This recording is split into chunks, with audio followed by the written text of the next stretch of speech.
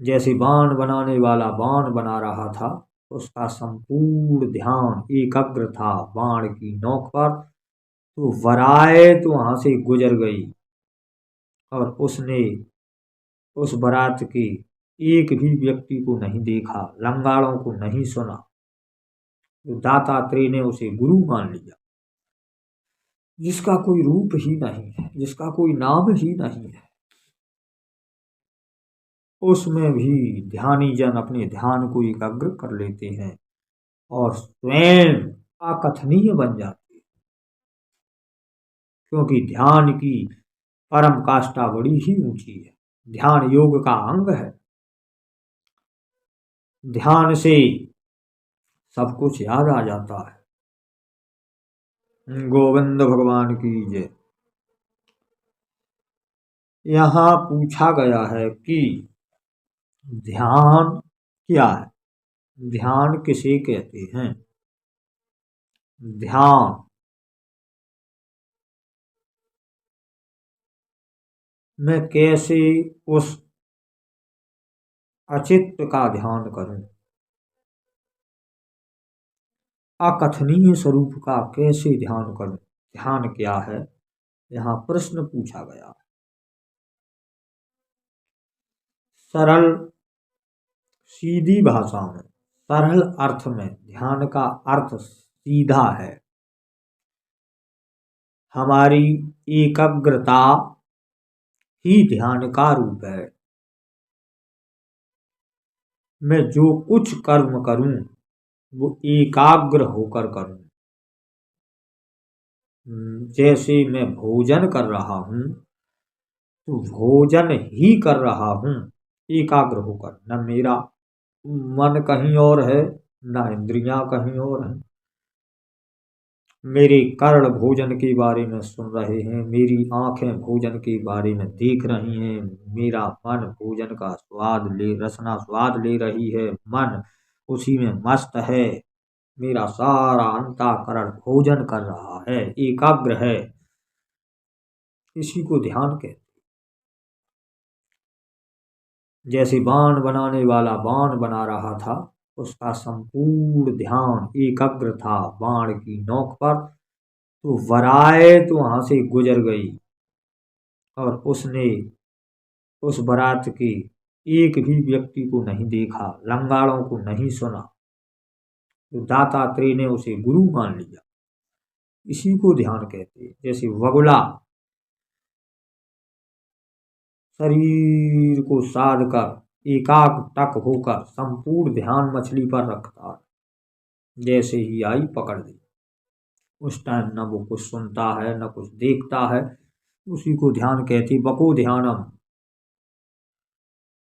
तो ध्यान का अर्थ है एकाग्रता।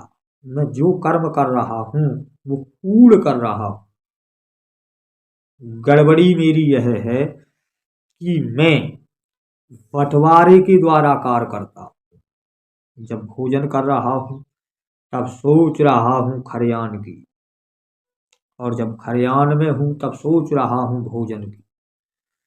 अलग अलग कान कुछ और सुन रहे, आंखें कुछ और देख रही, मन कुछ और गुनगुना रहा है, बिखरे हुए हैं। यही ध्यान का असरूप रूप है, ध्यान रहित रूप है। और ध्यान रूप उसे कहते हैं जो एकाग्र है। मेरी सारी इंद्रियां उसी क्रम में एकाग्रत हैं, एकत्रित हैं। उसी को ध्यान कहते हैं। जब मैं एकत्रित होने में समर्थ हो जाऊंगा तो फिर मैं अपने ध्यान को कहीं भी लगा सकता, कहीं भी एकत्रित हो सकता हूँ।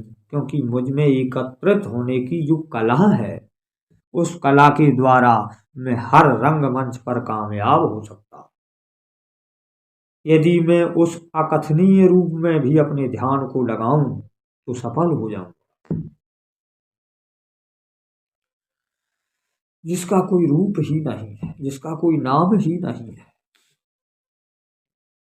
उसमें भी ध्यानी जन अपने ध्यान को एकाग्र कर लेते हैं और स्वयं अकथनीय बन जाते, अचित्त बन जाते। उन्हें कोई नहीं देख सकता कि ये कौन है, उन्हें कोई नहीं जान सकता कि इनका परिचय क्या है, क्योंकि वे संपूर्ण अचित्त में विलीन हो गए। उनके कर्ण भी अचित्त में चले गए, नेत्र भी चले गए, रसना मन बुद्धि सब अचित्त स्वरूप में विलय हो गए। इसलिए वो अचित्त अदेख हो गए, देखने पर भी नहीं देखे जा सकते। जैसे दूध में मक्खन होने पर भी नहीं देखा जा सकता,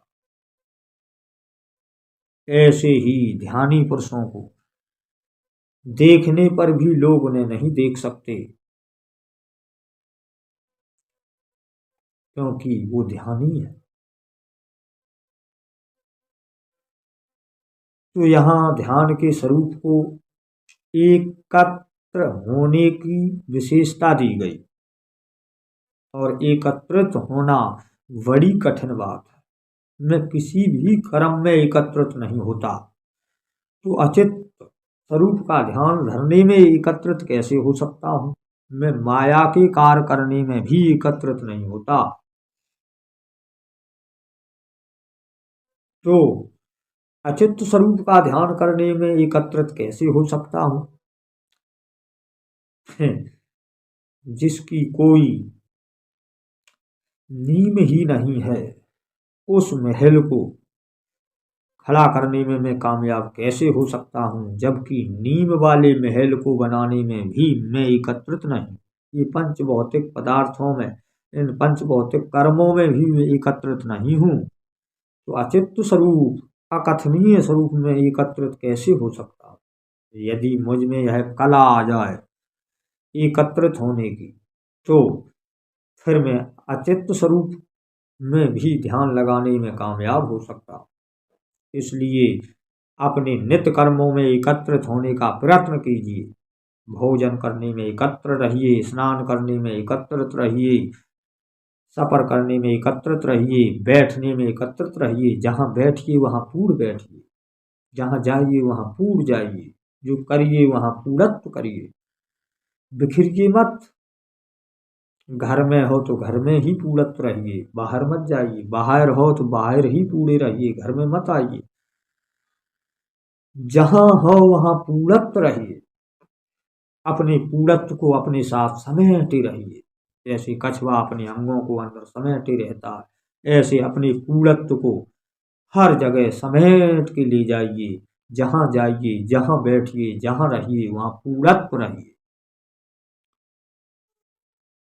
ऐसा करने से आप ध्यान की विशेषता को जान जाएंगे और परम ध्यानी हो जाएंगे। फिर आपके ध्यान को विचलित करने वाला कोई नहीं रहेगा, क्योंकि हमारी एकत्रता खंडित हो जाने की वजह से ही मेरा ध्यान एकत्रित नहीं होता, मैं ध्यानी नहीं बन पाता हूँ, और मेरे ध्यान को भंग करने वाला दूसरा कोई कारण नहीं। मुझे ऐसा लगता है कि इसने मेरा ध्यान भंग कर दिया, उसने मेरा ध्यान भंग कर दिया। ध्यान भंग करने वाली स्थिति मुझ में ही मेरे जो खंड हो रहे हैं, मेरी इंद्रियां बिखरी हुई हैं, इसी के कारण है, किसी दूसरे के कारण नहीं। इसलिए अपने समस्त नित्य कर्मों को एकाग्र होकर करने की कोशिश कीजिए और अपने आप को एकाग्र करके विचरने की कोशिश कीजिए। यदि आप इसमें कामयाब हो गए तो निसंदेह सर्वोच्च कोटि के ध्यानी हो जाओगे, और उस ध्यान से आप जो भी चाहो वह कर सकते हो। तुम जिसका ध्यान करो उसका ध्यान कर सकते हो। तुम जहाँ ध्यान एकत्रित करो वहाँ ध्यान एकत्रित कर सकते हो। तुम जो चाहो सो कर सकते हो, क्योंकि ध्यान की परम काष्ठा बड़ी ही ऊंची है। ध्यान योग का अंग है। ध्यान से सब कुछ याद आ जाता है। तब शंकर देखा धर ध्याना, सती युकीन चरत सब जाना। ध्यान के द्वारा शिव जी ने वह जान लिया जो सती ने शिव जी की अनुपस्थिति में किया था। ध्यान के द्वारा आप वो भी जान जाओगे जो आपके हजारों कोस दूर है, और वो भी जान जाओगे जो आपके नजदीक है, क्योंकि ध्यान में ऐसी सत्ता है। इसलिए ध्यान के स्वरूप को जानने से पहले और ध्यानी बनने से पहले अपनी एकत्रता को समेटिए और नित्य प्रति जो कर्म करते उन कर्मों में एकाग्र होने की कोशिश कीजिए। यही ध्यान का सबसे सुगम सरल मार्ग और उपाय है। बोलिए गोविंद भगवान की जय। जय श्री राधे श्याम श्यामा श्याम।